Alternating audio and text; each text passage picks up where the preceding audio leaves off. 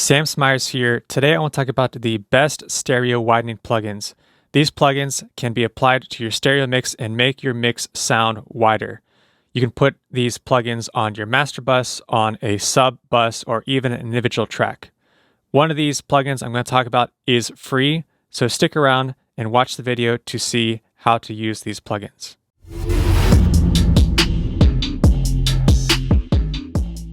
Before we get into the video, please go ahead and like this video and subscribe to my channel because that will help you stay updated with future videos that I put out, and it will also help other music producers and artists find videos like this to help them with their music production. The first stereo widening plugin that I want to talk about is called Center by Waves. Center by Waves is a mid-side plugin. You can alter the center and the sides of the mix, center being the mid and sides being the sides. You can adjust whether you have more focus within the low, the high, or the punch. You can focus the low end into the sides or into the center, or the high into the sides and into the center. And you can add punch back to the sides. If you feel like you need more transients in the sides, you can increase this knob to go more toward the sides. So let me go ahead and adjust some of the parameters on this plugin, and then we will see how that affects the mix. Before I make any changes to this stereo widening plugin, I'm going to open up a vector scope and make sure that I am monitoring this vector scope. Stereo widening plugins typically can add phasing issues to your mix, so we want to make sure that the mix is not going super out of phase when we are adjusting the stereo widening plugin. So let me go ahead and make some adjustments to this center plugin.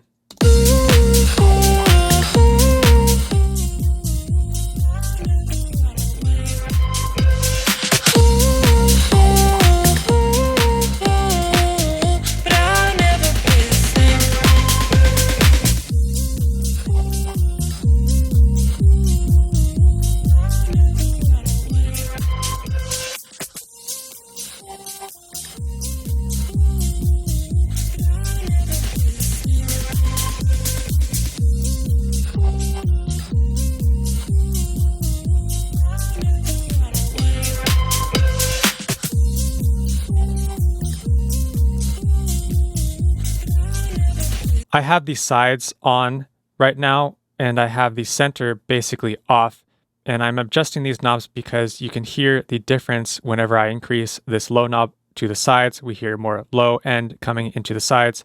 When I increase the high, go more towards the sides, we can hear more high in the sides, and then when I add some more punch to the track, to the sides, we hear some more transients coming through. So let me raise up the center.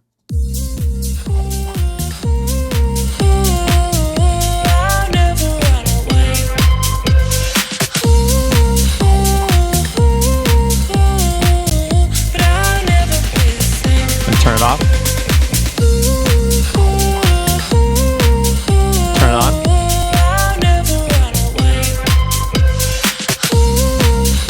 Turn it off. And with it on again. So you can hear I am adding some width to the track. I turned down the center a bit and raised the sides, added some punch to the sides, added some more of the high information to the sides, and decreased some of the side information from the low ends to make sure that we had the low end in the center of the track. And we can see from this vector scope, let's go ahead and make sure this vector scope looks good. Seems to be doing good, hovering around that +1. So this center is a great plugin to use on pads, on instruments, or put it on your master bus to get some more width out of your track. The next plugin that I want to talk about is called the S1 Imager, which is also by Waves. This is a mid-side plugin as well, and it also has some other options called asymmetry and rotation. Basically, what you can do with these parameters is if you say, for example, get a mix that has too much instruments on the right channel or maybe too many instruments on the left channel, and you're doing a master on this mix and you want to try to balance the stereo field some more to try and get some of those instruments back into the center of the mix, then you can adjust the symmetry and the rotation. So let me go ahead and play the mix, and we will listen to how changing these parameters affects the mix, and also watch where the stereo field adjusts as I adjust the asymmetry and rotation.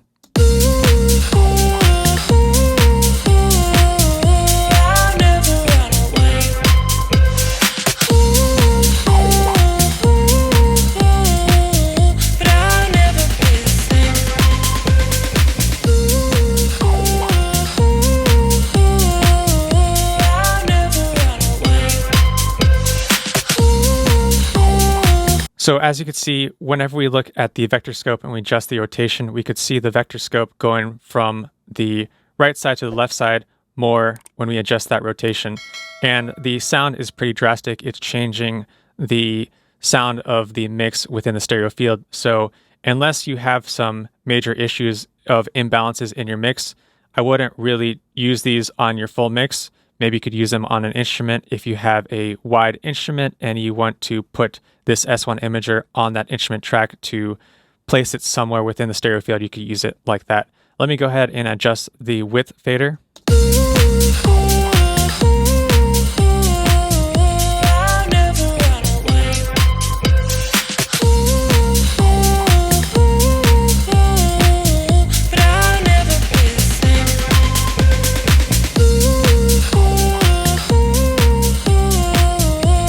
I'll turn it off.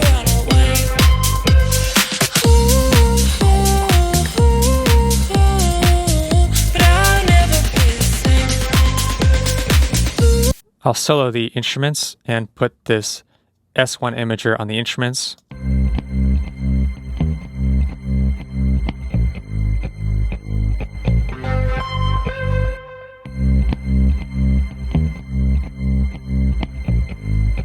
So there we can hear the difference. I was turning the plugin on and off. We can reduce the width all the way to 0, and that essentially puts the whole mix into mono. The next plugin that I want to talk about is called the SPL Vitalizer Mk2. This is a exciter plugin. This works really well on sub buses or on your master bus. It works really well to excite the high end or give some more punch to the low end. It also has this option for stereo expansion, this stereo expander knob. If you increase this stereo expander knob, it adds some great brightness and expansion to your stereo field. So let me apply this to the mix and we can hear how it sounds.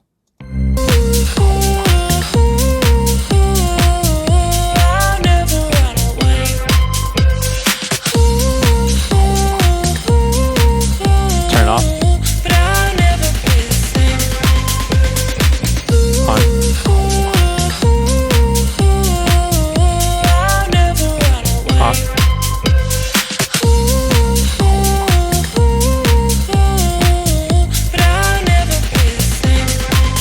I would probably put this stereo expander on 10 when using it for this mix. It's subtle until I get to this max, and then you can hear the effect really well.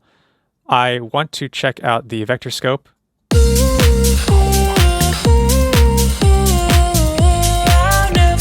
Seems like we're doing okay on the vector scope, so I'd probably leave this around 10, and we can hear that it's actually adding some brightness to the mix too.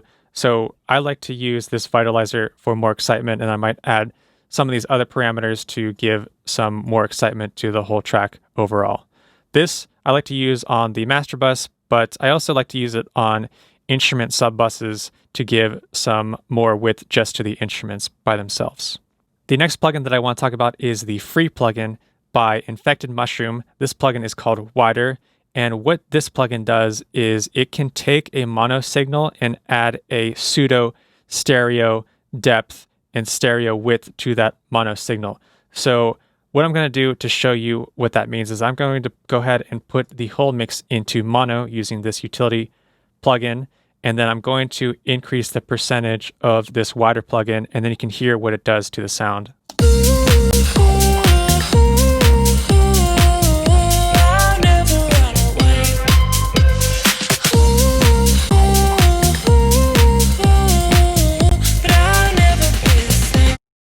So it's a pretty neat effect. I'm going to go ahead and take it off mono so we can listen to how the wider plugin affects a stereo mix.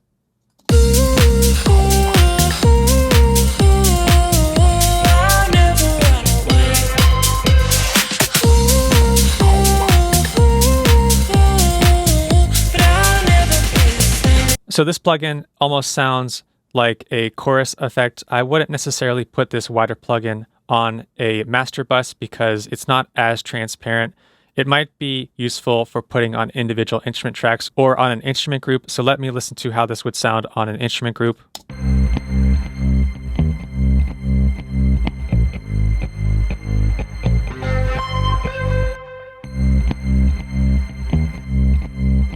Turn it off. Back on.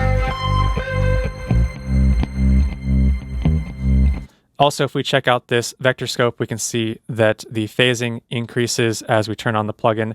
So be careful when using this plugin. It has a really cool effect and it can work with mono signals, but you also increase the phasing pretty quickly. Now, the last and final plugin that I want to talk about is called the Isotope Imager. This plugin I love to use on my master bus to give stereo width. It has some great features. It has a vector scope built into the plugin. I can also create different bands to affect the stereo field for different bands. So I'm going to create a band around 200 hertz, and then I'll create another one around 2 kilohertz. So now I have 3 bands, and I can basically affect the low end, the mid to upper mid range, and then also the high end. And there's now these 3 levels that I can adjust: the band 1, band 2, band 3. I can adjust the width for these 3 different bands.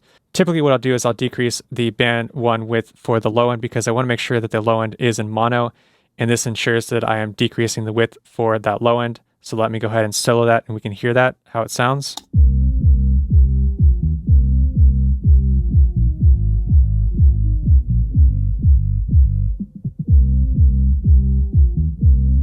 It seems like the mix already has the low end in mono, so we don't necessarily really need to lower the width for this mix in particular, but it's a good tool to use for some mixes that might have some low end that isn't in mono. Next, let's check out the mid-range.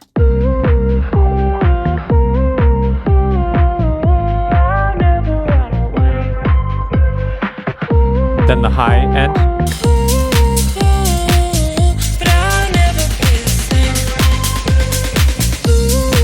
Let's bypass it.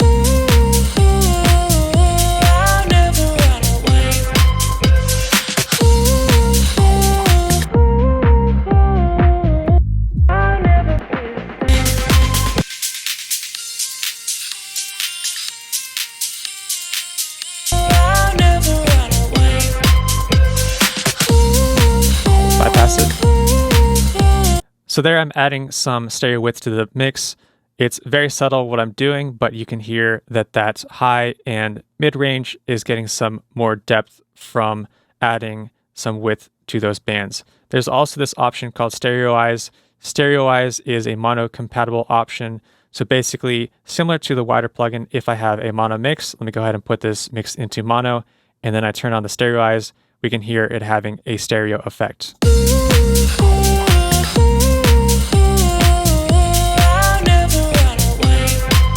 Turn off, turn on. So you can use that as an additional effect in your mix.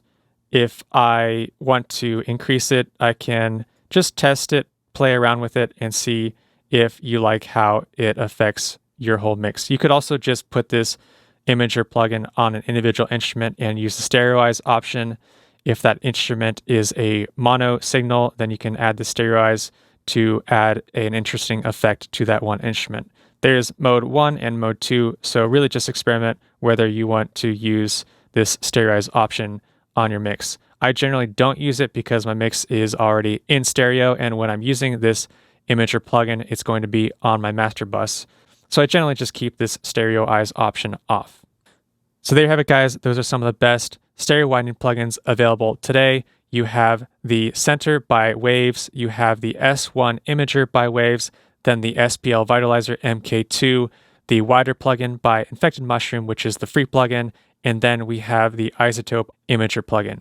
So if you enjoyed this video, please go ahead and give the video a like and subscribe to my channel because that will help you stay updated with future videos that I do, and it will also help other music producers and artists find videos like this to help them with their music production.